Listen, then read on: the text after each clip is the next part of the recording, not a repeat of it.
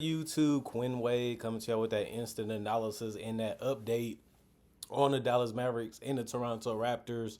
So let's go in there and see what I think about these two teams. The Mavericks won 125, 118. The Raptors are 7 and 17. The Dallas Mavericks improved to 16 and 8. They had an easy point in their schedule, and the Mavericks are trying to show that they're one of the best teams in the Western Conference. I think people not really looking at them as contenders, and they look at them as a team that took advantage of the matchups in the playoffs to be able to get to the finals, and they got destroyed in the finals by the Boston Celtics. And this year they added some new pieces to their bench and to their starting lineup, like Klay Thompson, and they still look like they're a team that you have to respect, obviously, because they have Luka and Kyrie who can go off and really bend defenses and really take over games. And they can put themselves in good situations because they're hard to guard. And they make guys around them better, like all stars and superstars should. And then you look at them sometimes against better competition. It just look like they don't try hard enough and they live on too many tough shots that you would take, especially if you can guard them one on one, because it eliminates Clay, who doesn't really get open as much as he used to on Golden State on this particular team. So by play style wise, they still playing the same. They're still doing some of the same things that the Luka teams have done since he's been with the Mavericks. They're just able to do it better than the other teams. And this is why this is the best team he has had. But it just doesn't work as much when you're going against teams that have length and size and athleticism, because you can guard Kyrie and Luka one on one. It just stops everything from going off, and you can hold it more in check. It's easier said than done, and there's ways that Dallas can manipulate those situations, especially if Kyrie and Luka are cooking one on one. And if they are, then you're in for a tough night. But they're not. Luka is not the most efficient free throw shooter, not the most efficient playmaker, not the most efficient scorer, and he's not the greatest free throw shooter. And obviously, we been knew that, but they are still a dangerous team if you take them for granted. But Kyrie has really came out and really been amazing efficiency wise, scoring wise, and he mixed it up here tonight. And we can actually talk about the Mavericks first. 35 to 28 in the first quarter, 35 to 26 the second quarter. They had a good lead going into the second half. And then the Raptors start chipping away at that lead, 33 to 30 in the third quarter. And then they had that 31 to 25 fourth quarter. And that got the Raptors back in the game, but they never was close enough to be able to win it, because Kyrie and those guys were able to step their game up at the right amount of times, like they did throughout this game, and was able to close them out and guarantee the victory. PJ Washington, 13 points, plus one and plus minus, two turnovers, one block, one steal, one assist, five rebounds. One of them was offensive, 5 of 6 from the free throw line, 0 of 6 from three, 4 of 12 from the field. Derek Lively, 7 points, plus three and plus minus, two personal fouls, one turnover, two blocks, two assists, six rebounds, three of them was offensive, 5 of 6 from the free throw line, 1 of 3 from the field. Kyrie didn't get 30, but he had 29. Plus six and plus minus, two personal fouls, three turnovers, one block, two steals, four assists, six rebounds, 5 of 5 from the free throw line, 6 of 9 from three, 9 of 14 from the field. He just had it going. He was making some tough threes tonight, and they were just dropping all net. It just looked it too easy out there for him. It looked like he wanted to go out there and prove a point tonight, and he did it. He showed out tonight, and this was one of his better games. And he came off a game where he didn't play that well not too long ago, but he was able to rebound in this game real well. The best players usually can do that. Luka Doncic, 30 points for him, plus 10 and plus minus, four personal fouls, four turnovers, four steals, 11 assists, 13 rebounds, gets another triple double. Hasn't been getting those too much this year, but he got another one this year. This game. 6 of 6 from the free throw line, 6 of 13 from three, 9 of 20 from the field. He got some tough threes to go in there too, and he actually knocked down all his free throws, and he just really had it going tonight. Klay Thompson had 20. He hasn't had the greatest season, but he had played well tonight. -4 and plus minus, two personal fouls, three turnovers, one steal, five rebounds, two of them was offensive, 1 of 2 from the free throw line, 3 of 9 from three, 8 of 16 from the field. Oliver, Prosper, He had 5 points, plus two, and plus minus one personal foul, one block, one steal, two assists, six rebounds. Three of them was offensive, two of four from the free throw line, one of two from three, one of two from the field. Dwight Powell, 0 points, plus four, and plus minus one personal foul, one rebound. Daniel Gafford, 21 minutes, 10 points, plus four, and plus minus two personal foul, four turnovers, three blocks, one steal, six rebounds. Three of them was offensive. Out of that, six. Spencer Dinwiddie got in double figures too. He led everybody off the bench for Dallas with 11 points, plus three and plus minus two personal fouls, two rebounds.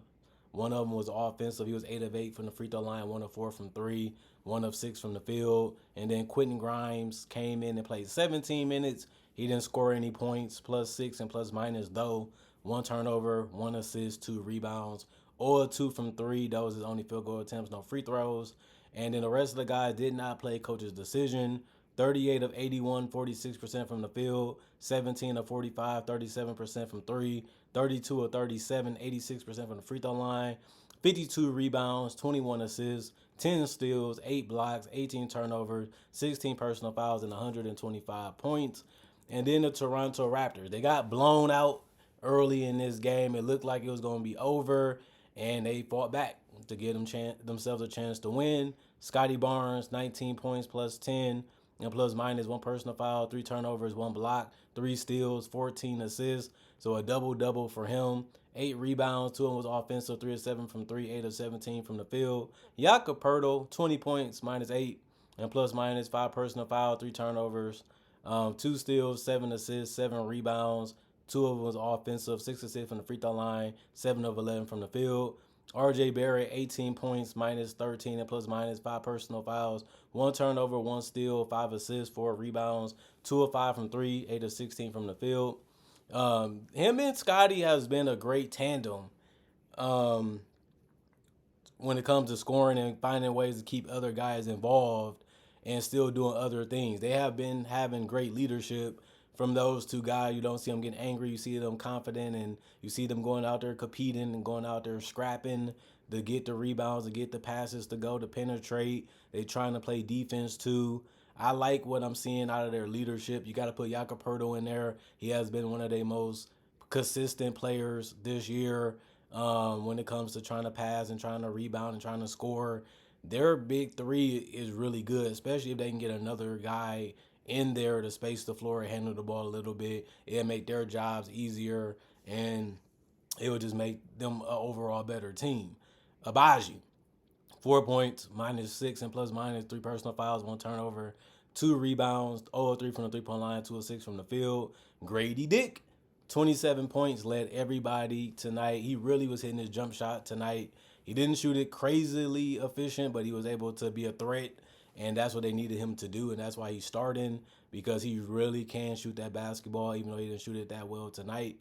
Minus 12 and plus minus 1 turnover, 1 personal foul, 1 steal, 1 assist, 4 rebounds. 1 of them was offensive, 6 of 6 from the free throw line, 5 of 14 from the 3-point line, 8 of 21 from the field. Kelly Olynyk, 13 points, plus 1 and plus minus 1 turnover, 2 steals, 1 assist, 4 rebounds. 1 of them was offensive, 4 of 4 from the free throw line, 3 of 3 from the 3-point line, 3 of 3 from the field. The only guy in double figures off the bench was actually Kelly Olynyk for the Raptors. He hit a couple threes that was very good for keeping them in the game. That's what they needed him to do tonight, and he was able to get that done. Jamison Battle, 0 points, minus 2 and plus minus 1 personal foul. The rest was zeros across the board for him because he only played 4 minutes. Jonathan Mobo, 8 points, minus 6 and plus minus 1 turnover, 2 blocks, 1 steal, 2 assists, 7 rebounds. 1 of them was offensive, 2 of 2 from the 3-point line, 3 of 7 from the field.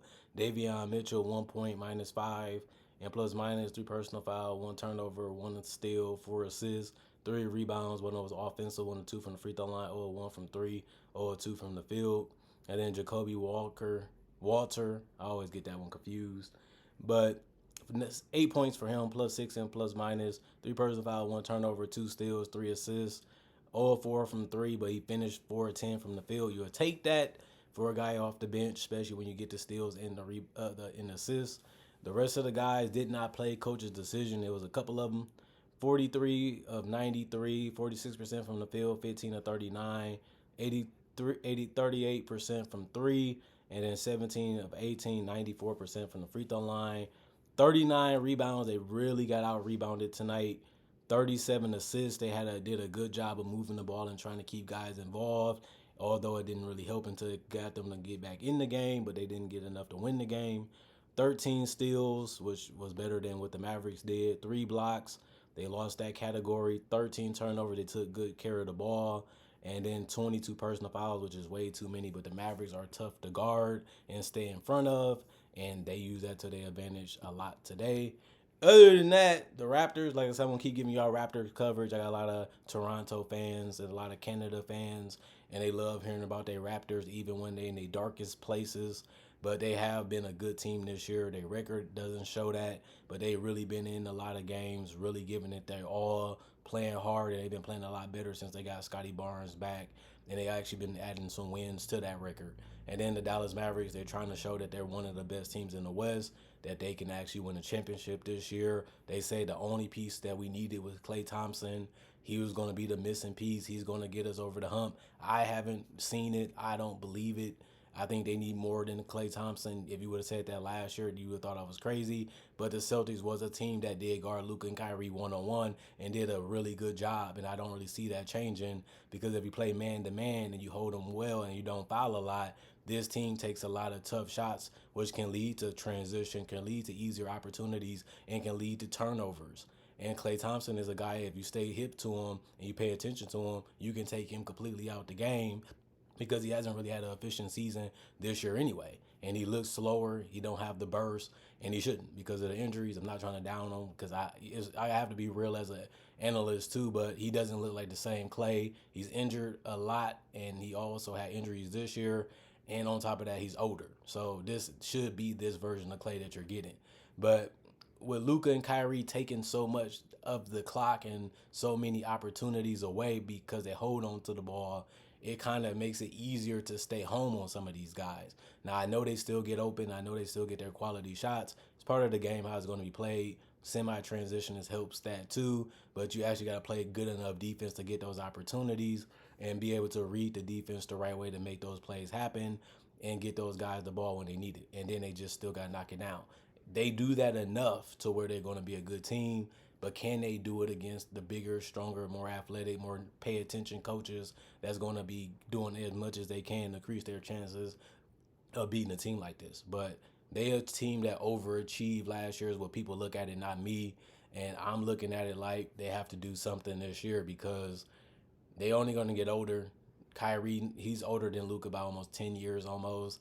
That's not going to be forever. Klay Thompson only played 3 years for this contract that he's under. He's only gonna play for 3 years.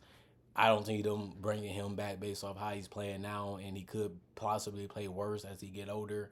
You don't really know. He hasn't been the ideal fit that they thought that he would be, is basically what I'm saying. And there's truth to it. Like watching them every single game that I watched, and I watched every game of them this year, he doesn't look like the missing piece. He just looks like a Tim Hardaway Jr. I know he shoots better, but he's only shooting average this year based off when this video came out. So by it coming out now, he hasn't been a 40% three-point shooter or above. He's just been average. And he's also been worse from the mid-range, worse from finishing, and that actually counts. So if you were just getting him as a three-point weapon, he hasn't really been killing it or punishing the opponents as much as you thought he would be with Luka and Kyrie, and it's mainly because they dribble so much that he's not going to be open enough to get that sharp shooting ability to be dangerous. Because as soon as he gets the ball, somebody's going to be able to get right back to him and force him to take a tougher three, which he still shoots, and he hasn't really been knocking those down. So it is what it is. You got to pick and take. Obviously, you rather have Klay than Tim Hardaway when it comes to that type of role. But if you could have got a Malik Beasley or something, that probably would have been better. And based off how the Mavericks are playing this year, they like to get pump fake, get to the basket, try to get a free throw or a layup or a floater. And if they can't do that, they like to throw the ball back out to Kyrie or Luka. Klay can't really do that. But Quentin Grimes, he's hit or miss. Markieff Morris, Morris not even playing that much. And it's just the Mavericks just looking they look great. I mean, sometimes they just don't. and it's usually against the better competition. But we do have to put that in context that this team has the ability to play above their head. They have shown that in the Western Conference Finals where they showed that in the NBA Finals that they can get there. So we can't doubt that it can happen. We can't doubt that they can't do it because they did it before. And some of those runs people didn't see coming then. So this is a team that you have to respect and you have to pay attention to. You have to, be attention to detail even when you're off the court to be ready to take all those threats out of the game as best as possible. It's going to be a hard job, but that's why you get paid the big dollars, and that's why you're starters, and that's why certain teams understand that. And that's how the Mavericks, they got off to a slow start, and Luka missed some games too, but we knew that they was going to be a playoff team. We just got to see who they match up against.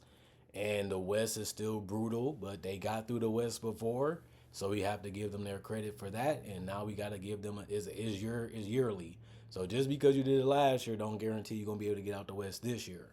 And it's gonna be tough. It's not gonna be easy. They know that, but they have enough to get back to the finals. But it's not about making the finals. It's about winning a championship. And I just don't see that with this Mavericks team, unfortunately. But it's reality for me as an analyst that watched all their games and all the other teams too. They just don't have enough to actually get it done unless an injury or something crazy happens in the finals and they take advantage of it, which we seen Kawhi Leonard in the Golden State Warriors series where Clay goes down, Kevin Durant goes down, and they get themselves in a position to where this is the ideal thing that you want to happen so that way you can have a chance to win a championship against a super team, and then the Raptors get it done. And since the Raptors are actually in this video that I'm talking about, that's the perfect example of we got here, we deserve to be here because of that reason, and we took advantage of the opportunity, and we still gonna be remembered as champions. Whether y'all respect it or not, we don't care. We got the job done, and we're gonna be remembered by fans that supported us along the way because they had to go through the Bucks, who was number one that year. They had to go through the Sixers, so it still was a tough journey to get to that point to become champions in the first place, just because it was just hard getting out the East that year. But by then, they was able to capitalize off what the Warriors had left and was able to become champions. And you don't really see people saying anything negative about that championship, as crazy as that sounds. A couple years later, you don't hear nobody knocking that championship, and that was one of the craziest finals because of the injuries is coming back to back like that in that series, and the Raptors being good enough to get there and good enough to win with what the Warriors had left. So you got to give credit when it's due. And like I said, I'm not going to disrespect the Mavericks and what they've been doing, what they've been about, but we still got to be realistic. This team is still a little hit or miss, and we got to see how things shake out went further in the season and how they end their season and how the playoffs ends up going. If they made it back to the finals, I wouldn't be surprised, but if they won a championship, I would be surprised because I just don't think they have enough. It's just my opinion, though. Other than that, comment, like, subscribe, and share, hit the notification bell for more analysis. And if you're new to the channel, I do conversation videos like this and different varieties too. I also do breakdowns of regular players, that's rookies. I also do breakdowns of legends and also do breakdowns of current superstars and future superstars, and also cover the draft and make breakdowns of rookies, like I said, when they do get to the league. But I also do make mock drafts too. So if you love that type of content, check out my channel and see what I have to offer. And if you love that type of stuff, I got over 3,000 plus videos, so it's plenty to watch, plenty to enjoy. Hopefully you do. I got a lot of fans, so I'm making this content for them still. Y'all love watching. Y'all love listening to what I got to say, even in person. So why not make a channel of it? And it's been successful. Why not keep on grinding with it like I've been doing? And I'll see you guys hopefully later today. And I got one more video I'm going to do to this morning, and then I'll give y'all the rest in the evening when the games are finished. I'm gone for right now.